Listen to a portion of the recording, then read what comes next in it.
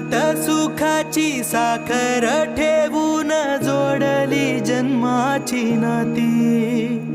रामाच्या रूपात जपला माणूस मारुती रायाची छाती। वाघाची लीलानी कपाळी टिळा तू जेडंधारासाठी।